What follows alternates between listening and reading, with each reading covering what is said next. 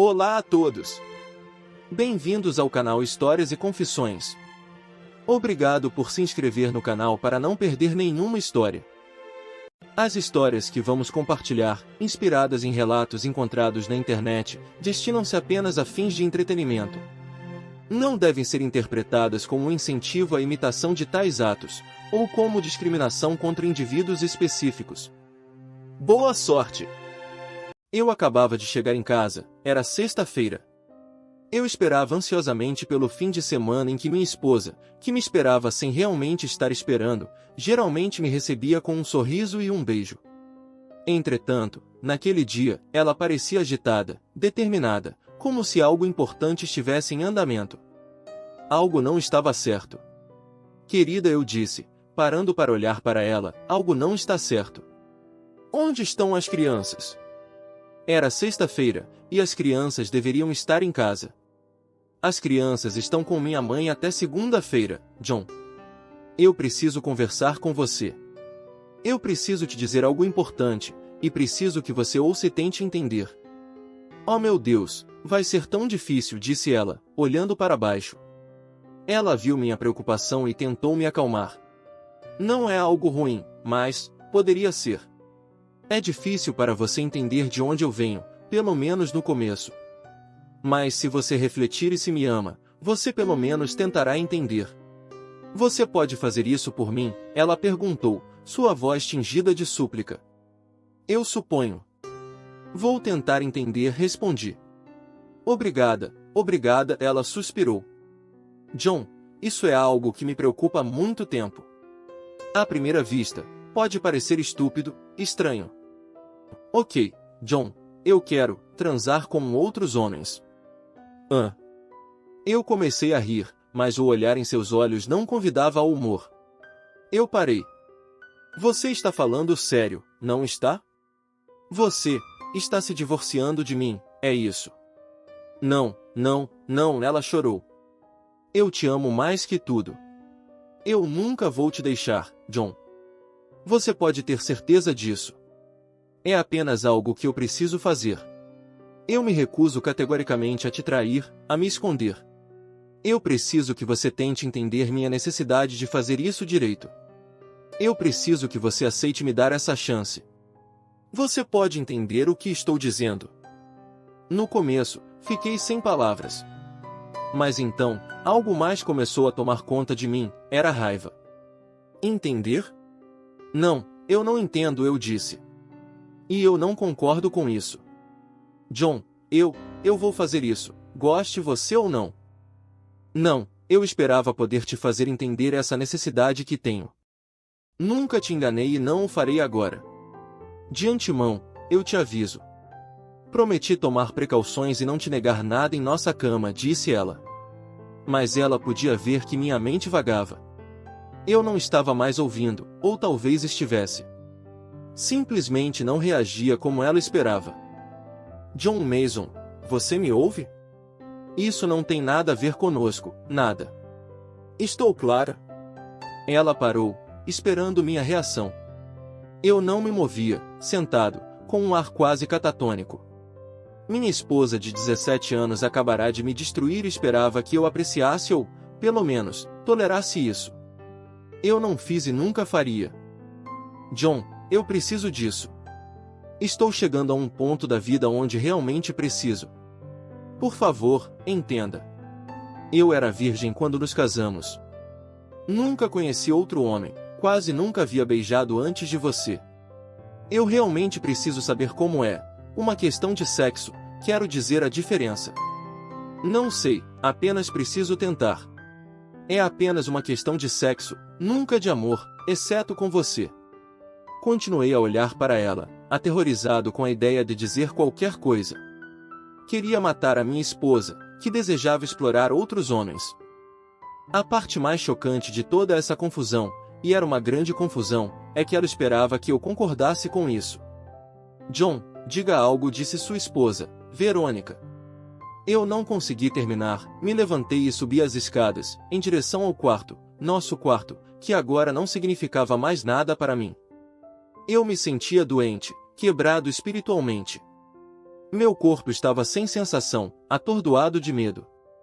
Em 15 minutos, talvez menos, ela tinha destruído nosso casamento. Sentado na cama, tentando pensar, eu sabia que precisava deixar a casa, me afastar da minha mulher, uma mulher que iria me fazer isso, que fizesse se eu a amasse ou não. Eu tinha sido maratonista na universidade, correr ou caminhar longas distâncias sempre me ajudou a clarear meus pensamentos. Decidi caminhar, me afastar. Tirei meu terno, vesti um jeans folgado, uma camisa Henley, e meus tênis de corrida de $200. Peguei minha carteira, boné na cabeça e óculos de sol, desci novamente. Verônica ainda estava sentada, lá onde estava quando anunciou sua intenção de experimentar sexualmente com outros homens. Passei um tempo olhando para ela. Mais uma vez, ela me parecia uma estranha. Eu a olhei, minha mão na maçaneta da porta. "Quem é você?" perguntei. Então, me virei e saí, batendo a porta atrás de mim. Eu me movia a um ritmo rápido, já estava na frente da casa do vizinho quando a ouvi gritar para que eu voltasse. Mas não respondi. Ela me alcançou, correndo, caminhando ao meu lado até ficar sem fôlego. "John, aonde você vai?" "Precisamos conversar. Eu te amo, não estou fazendo isso para te machucar. Sempre haverá um nós. Por favor, volte", disse ela. Finalmente, ela desistiu. Acho que ela desabou na calçada, mas não me virei para ver. Incapaz de manter o ritmo que eu impunha, ela não conseguia me seguir. Eu ainda conseguia correr uma maratona em menos de 3 horas sem suar. 2 quadras depois, ela já não era mais visível. Virei a esquina, passando para o overdrive, como eu chamava. Eu poderia continuar indefinidamente a esse ritmo. E talvez eu fizesse isso. Nós nos conhecemos na universidade. Ela distribuía copos de água durante uma competição de corrida de 10 quilômetros. Eu havia vencido a corrida naquele dia e voltei para encontrá-la antes que ela desaparecesse. Eu a peguei bem a tempo, antes que ela se perdesse na multidão de fãs, familiares e apoiadores. Nos entendemos imediatamente. Ela era secretária do reitor da escola de negócios. Nunca havia terminado seus estudos, mas conseguiu um emprego graças ao seu cuidado com os detalhes e sua habilidade em lidar com as palavras impressas. Eu era estudante de pós-graduação na época, especializado em eletrônica e informática, uma dupla competência ambiciosa. Nós namoramos por 6 meses antes de fazermos amor pela primeira vez, e foi incrível. Apesar de sua inexperiência, ela tinha uma naturalidade surpreendente. Naquela época, isso nunca me passou pela cabeça, mas havia sinais de que ela havia nascido para isso. Após minha formatura, e 14 meses depois do nosso encontro, nos casamos. Eu tinha 26 anos, e Rony, 1 ano a mais que eu.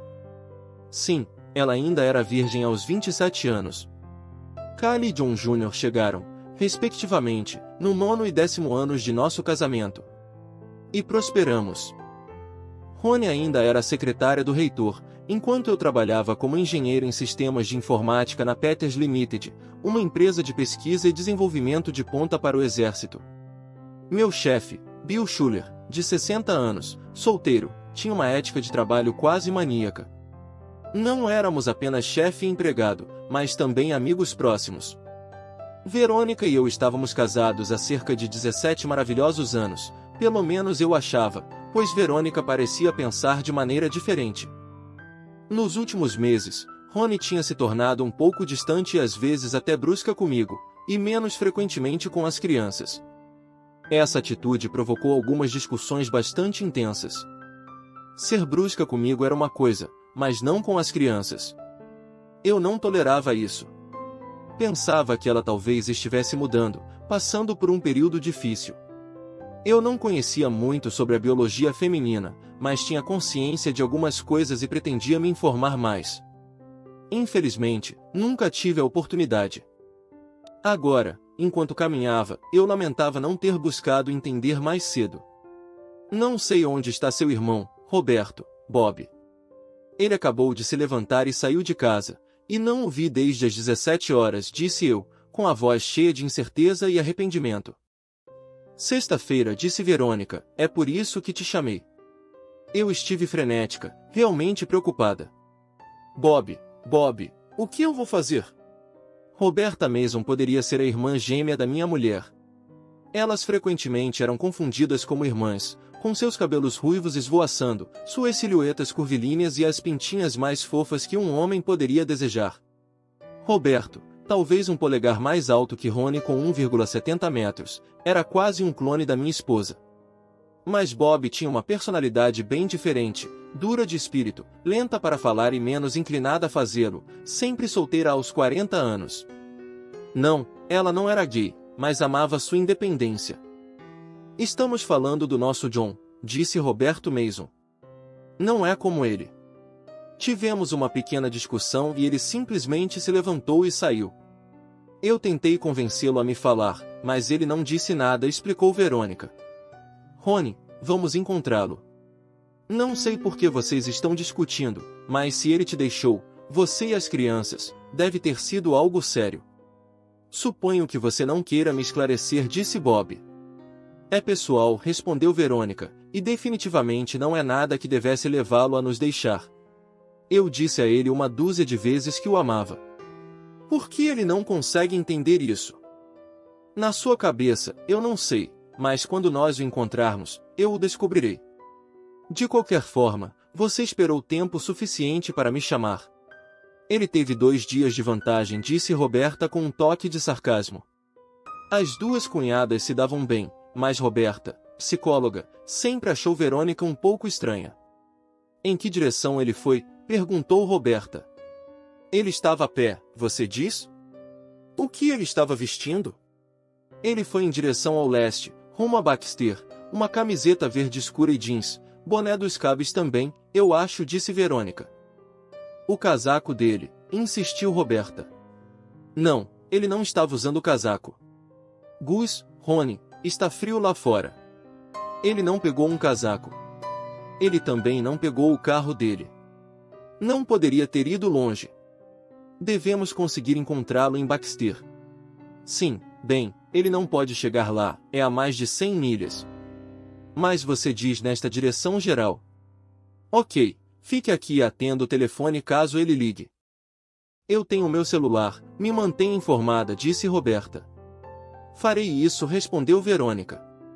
A estrada estava escorregadia e Roberta Mason dirigia com cuidado abaixo do limite de velocidade. Ela estava a 10 milhões de quilômetros da cidade quando seu telefone tocou.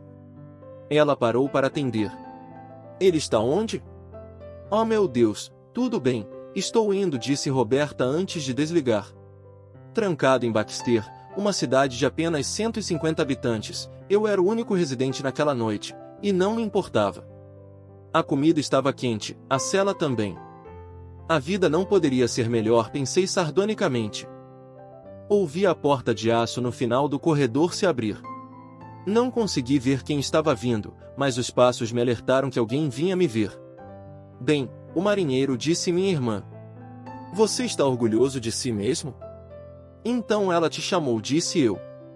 Mas eu já estava a caminho te procurar.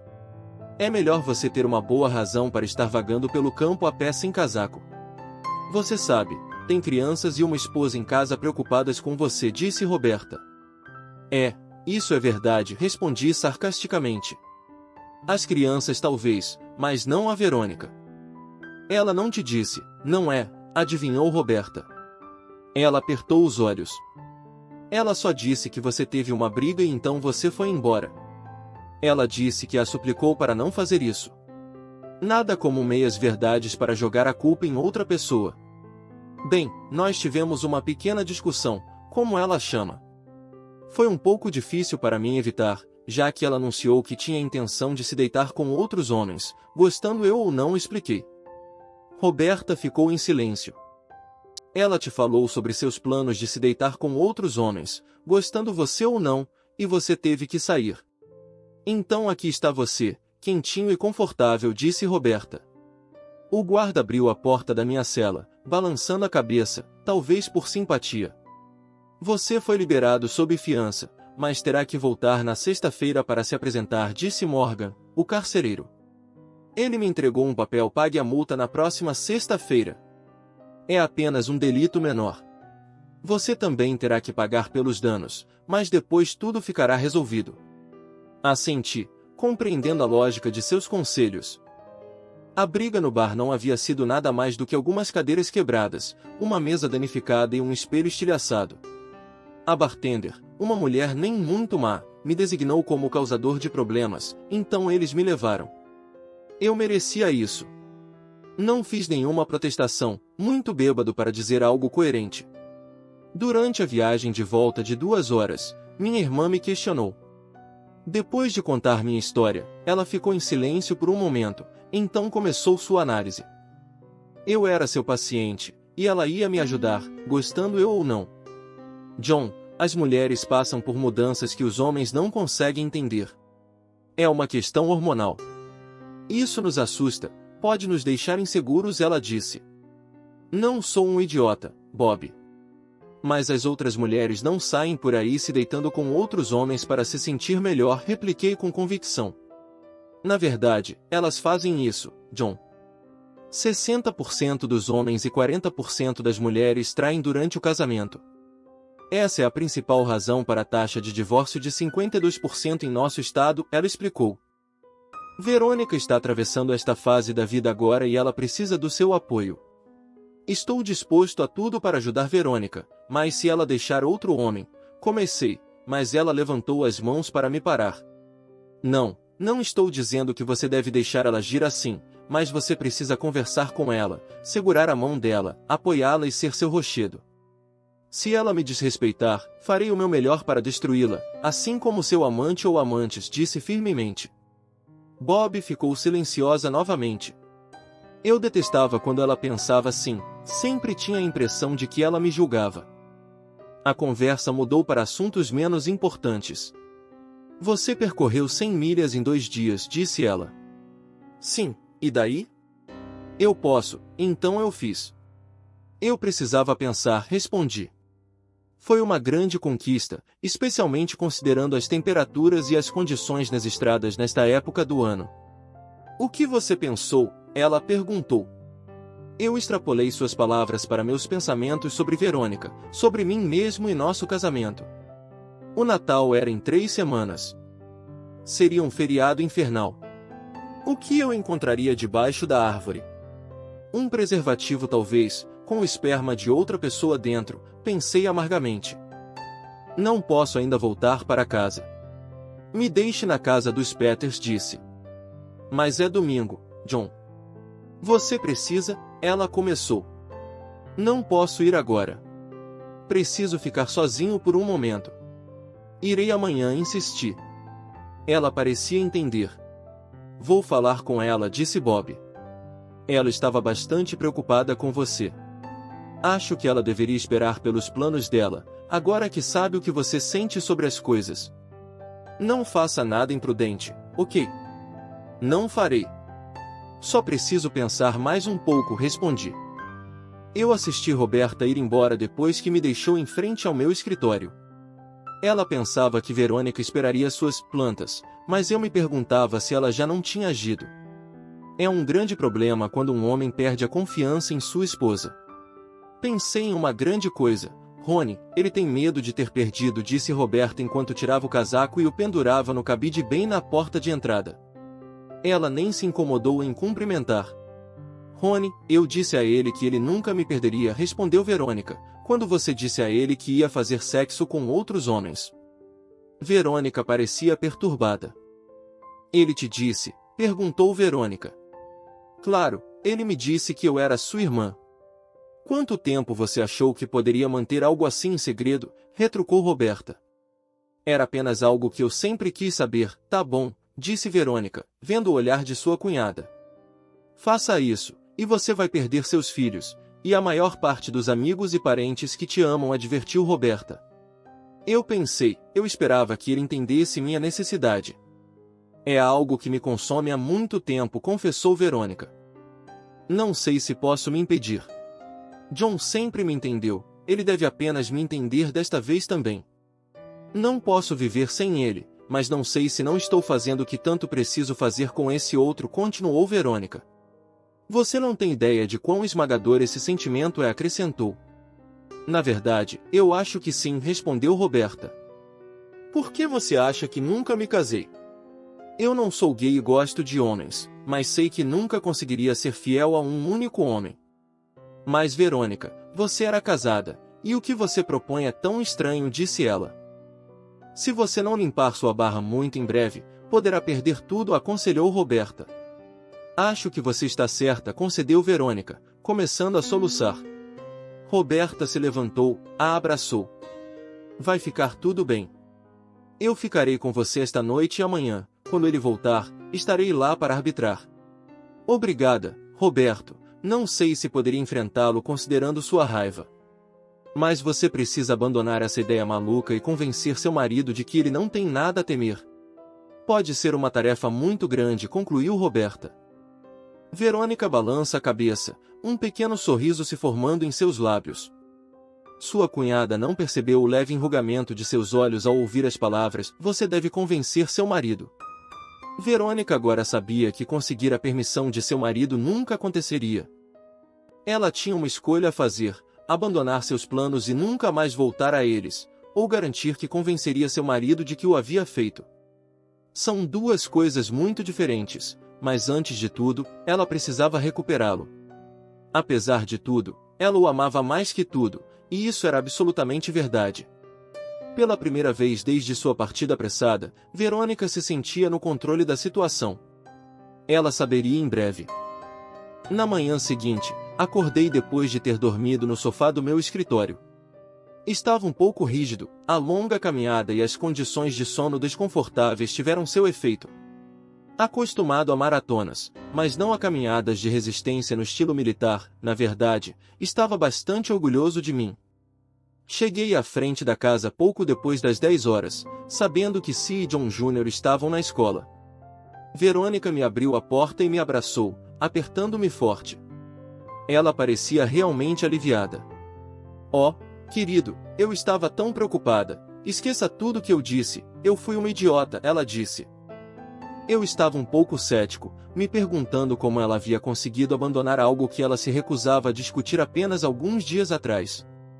Bob estava lá, claro, e eu tinha certeza de que ela tinha explicado tudo a ele, mas havia algo que me incomodava.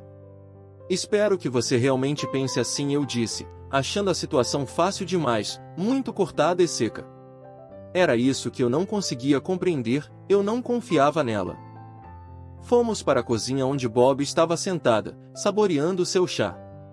Oi Bob, então você está aqui para apoiar a história dele, disse eu com um sorriso sarcástico. Sim, conversamos longamente e profundamente, John. Ela entende. Espero que você consiga superar isso, respondeu Bob. Foi realmente apenas uma viagem estúpida de mulheres, John. Balancei a cabeça, respeitando Bob e suas habilidades, mas algo dentro de mim ainda estava incerto. Eu ainda relutava em levar qualquer coisa como certa, especialmente após a cena de sexta-feira. Bob não a tinha visto, não a tinha ouvido. Verônica, nos dias seguintes, fez de tudo para me tranquilizar. Eu quase comecei a acreditar que essa história não passava de uma análise equivocada por parte de Bob, então na quinta-feira, houve aquele telefonema. Atendi, ouvi um sussurro ao fundo, e então a pessoa desligou. Foi estranho. Não mencionei a chamada para Verônica, mas refleti sobre o que tinha ouvido. Ligar, vender, ligar no meu celular. Subi para o andar de cima, esperando estar certo. Meu celular estava em cima da cômoda. Verifiquei o histórico de chamadas e anotei os 6 números que eu não conhecia. Sorri, confiante na minha sorte. Tendo uma autorização de segurança superior por meu trabalho no exército, sabia que poderia descobrir facilmente a quem pertenciam aqueles números. Era ilegal, é claro, mas meu próprio chefe havia usado sua autorização para pegar sua esposa infiel. Eu estava me preparando para fazer o mesmo. Se eu a pegasse e tivesse provas, sua bunda era minha, assim como a de seus amantes. Naquela noite, eu me sentia bem, o sexo estava bom, na verdade, melhor do que bom. Ela definitivamente havia mudado de atitude nos últimos 6 dias. No dia seguinte, eu estava no laboratório bem cedo. Eu precisava falar com Tim antes que ele saísse para o campo. Tim, nosso técnico de sistemas IF, era um bom amigo, um fervoroso apoiador de nossa alma mater, Ohio State. Tim, você tem 1 minuto? Eu perguntei enquanto ele passava perto de mim. Ele parou. Claro, John. O que há de novo? Ele disse. Vem no meu escritório. Eu tenho um problema e preciso da sua ajuda, eu respondi. Entramos e Tim se sentou em frente a mim. Tim, você se lembra do ano passado, quando o Sr. Peters pediu para você investigar para ele? Ele ficou de repente todo ouvidos. Oh não, John, não você, ele disse. Não tenho certeza, mas tenho razões para me preocupar. Você pode me ajudar? Eu perguntei. John, eu posso, mas é um risco. A menos que você esteja quase certo. Tim acenou com a cabeça. Ok, você entendeu. Não me fale sobre isso. Quando e se eu tiver algo, eu entrarei em contato com você. Você concorda com isso? Ele disse. Sim, eu serei paciente. Apenas faça algumas verificações oportunas, digamos no próximo mês. Depois volte a mim se não houver nada. Bem, se houver, eu estou com você, ele disse. Aqui estão alguns números de telefone que eu extraí do celular dele. Eu não os conheço, pode ser nada, ou então, pode ser toda a questão, eu disse a Tim. Ele acenou com a cabeça, compreensivo. É um bom ponto de partida. E isso nem é ilegal se seu nome estiver na conta, ele confirmou. É verdade, eu respondi, pensativo. Eu achava que minha esposa era ingênua. Ela sabia que eu era bom em tecnologia e que tinha amigos gênios nessa área. Se ela realmente estivesse tentando me enganar, não tinha chance de sucesso. Você não poderá dissipar completamente minhas preocupações sem provas sólidas, eu acrescentei, esperando que essa fosse a única explicação lógica. Em casa, as coisas se acalmaram. As crianças estavam felizes, Verônica parecia também, e eu fazia de conta. Mas 1 semana depois, meu mundo desmoronou. Tim me chamou para um encontro no nosso lugar habitual. Eu verifiquei os números, ele disse. Eu também verifiquei os endereços. E bingo, eu a peguei em 2 deles vários dias seguidos. John, eu tenho fotos, vídeos e gravações de áudio. Isso é suficiente para provar que sua esposa te trai, definitivamente. Sem problemas, Tim. Faça-me um favor, leve mais filmes, especialmente desse Brad. Não me importo com o que custar. Vou derrubá-la, ela e seus amantes, digo, determinado. Tim sorriu. Ele adorava espionagem. Em 3 semanas, ele havia reunido informações incríveis.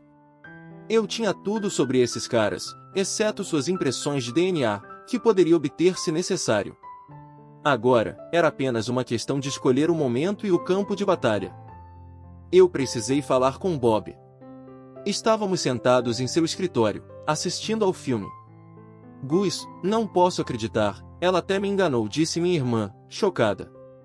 O que mais me irrita é que eu sei que tive segundos apressados, pelo menos às vezes eu disse. John, esqueça a vingança, deixe-a, mas esqueça a vingança.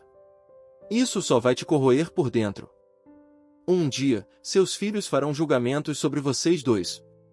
Não lhe dê munição, ela aconselhou. Eu me contorcia de agonia mental, mas sabia que ela estava certa. A vingança manifesta estava fora de questão, mas isso não significava que eu não pudesse agir. Eu não me vingaria dos amantes de Verônica. Em vez disso, ela logo se tornaria uma mulher muito impopular, se eu tivesse algo a dizer. Ela tinha 5 amantes, não 6. O outro número que encontrei era na verdade um número errado para o próprio telefone dela. Entre seus casos, 4 eram casados e tinham filhos menores. 2 deles ocupavam cargos onde eu poderia comprometer seriamente suas carreiras com muito pouco esforço. Um era um político estadual, o outro um padre. Verônica havia se enfiado em um grande problema. O poder corrupto do desejo feminino. Agora eu tinha uma compreensão muito melhor da escolha da minha irmã de permanecer solteira por tanto tempo. Parecia que Verônica teria se saído bem se tivesse feito o mesmo. Minha única preocupação era com os filhos dos homens envolvidos e, claro, com os meus. Não haveria compromisso nesse quesito. Eu permitiria que Verônica tivesse visitas ilimitadas, mas nenhum namorado jamais seria autorizado a se aproximar deles. Eu deixaria a casa para ela, mas levaria tudo mais. Eu me mudaria, junto com as crianças, para um belo apartamento de 3 quartos perto da nova escola primária deles. Era hora de agir. Um dos meus amigos técnicos desfocou o rosto da minha esposa em 5 dos vídeos mais comprometedores e fez cópias para as esposas e pessoas importantes na vida dos 5 homens. Outras 2 cópias foram preparadas para um canal de televisão especialmente escolhido para expor o caso do padre. Eu pensei em processar os homens, mas isso exporia Verônica, e eu precisava protegê-la em certa medida para proteger meus filhos. Eu estava ouvindo, pelo menos em parte, os conselhos de Bob. A tecnologia, eu me dizia, poderia muito bem acabar com as relações extraconjugais. Em breve, ficaria simplesmente fácil demais pegar esses infiéis no flagra. No dia em que fui trabalhar cedo, olhei para meu computador, configurado e pronto para funcionar. Um clique duplo, e 4 maridos provavelmente logo se tornariam 4 ex-maridos, enquanto um outro homem provavelmente passaria muito tempo cantando sozinho em um monastério remoto. Eu dei um duplo clique. Em breve haveria contas a serem prestadas. Eu me sentia como Josué diante das muralhas de Jericó, e as muralhas iam desabar. Eu disse ao meu chefe de seção que tiraria o resto do dia de folga e voltei para casa, me perguntando quanto tempo levaria até que Verônica recebesse a notícia, ou mesmo se ela receberia. Apenas por precaução, eu havia carregado um dos vídeos no reprodutor e ligado à televisão. Um simples pressionar de botão e ela se veria confrontada consigo mesma em trechos de filmes muito provocativos. Isso significaria o fim de muitas coisas, incluindo nosso casamento. Subi as escadas para tirar uma soneca, mas antes disso, peguei um bloco de notas e escrevi uma mensagem. Dizia simplesmente, toque o vídeo. 1 hora depois, ouvi o carro dela e a porta da garagem se abrir. Ela havia chegado. Esperei no topo das escadas, mais ou menos fora de vista. Eu a vi parar diante da TV, ler a nota, caminhar até o reprodutor e pressionar o botão de ligar. Eu não conseguia ver o vídeo, mas depois de 1 minuto, ela desmaiou. Desci as escadas e desliguei a máquina. Cerca de meia hora depois, ela estava sentada no sofá, me olhando. Eu suponho que você me odeia, não é? Ela perguntou, ainda grogue. Sim, não há chance para você, nenhuma, eu respondi. Eu lhe darei a casa, mas as crianças viverão comigo. Todo o resto, ações, obrigações, economias, ficará comigo. Se você não entrar na briga, eu deixarei você salvar parte da sua vida. Se você me enfrentar, eu vou arruiná-la. John, lamento, não sei o que dizer. Eu precisava fazer isso, ou pelo menos achava que precisava. Sinto muito, ela disse. Eu sei que você está arrependida, Verônica, mas o que você fez é imperdoável, muito além do aceitável. Eu te avisei, agora isso está te alcançando, você e os homens. Neste momento, eles estão sendo arruinados. Continuei, explicando que as crianças seriam levadas por Bob após a escola para um novo apartamento que eu havia alugado. Ela poderia visitá-las quando quisesse, mas nenhum de seus amigos masculinos seria bem-vindo. Para seu crédito, ela não começou a chorar ou a arranjar desculpas. Pensei que as lágrimas iriam correr cerca de 2 minutos após minha partida. Foi exatamente isso que aconteceu. Todos os maridos infiéis foram divorciados por suas esposas. O padre foi reatribuído, mas nunca soube para onde. Quanto a Verônica, ela ainda trabalha para o reitor e vê as crianças com frequência. Explicar por que a mamãe não morava mais conosco era uma tarefa difícil, mas conseguimos sobreviver. Verônica sai de vez em quando, talvez arranjada por amigos do trabalho, mas isso são apenas especulações. A ideia de relacionamentos extraconjugais não tem mais apelo para ela. Ela estará conosco no Natal, ainda considerada parte da família, mas consciente de que estragou tudo e não tentando forçar a barra com minha presença. O sexo pode ser tão destrutivo.